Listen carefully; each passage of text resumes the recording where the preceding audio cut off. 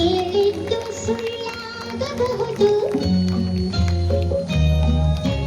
ನೋಡಿದ್ದು ಸುಳ್ಳಾಗಬಹುದು, ಕೇಳಿದ್ದು ಸುಳ್ಳಾಗಬಹುದು, ನೋಡಿದ್ದು ಸುಳ್ಳಾಗಬಹುದು. ನಿಧಾನಿಸಿ ಯೋಚಿಸಿದಾಗ ನಿಜವು ತಿಳಿಯುವುದು.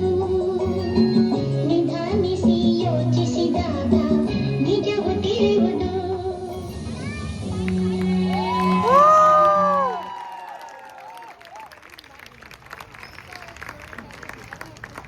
You ready, Navika, for telling us the moral of the story?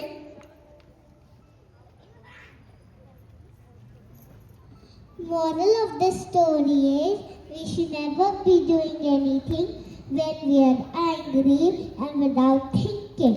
And also, we should never be breaking the bond of trust by doubting. Thank you.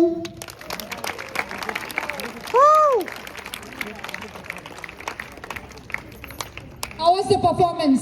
A big round of applause to all of them. Big round of applause. This is a moral story. I think language is not a barrier. The act said it all. I request all the teachers, especially the credit goes to Swapna ma'am. This entire dramatic play was planned by her. So I want Swapna ma'am, Suprita and Purnima ma'am on the stage. Please give them a big round of applause.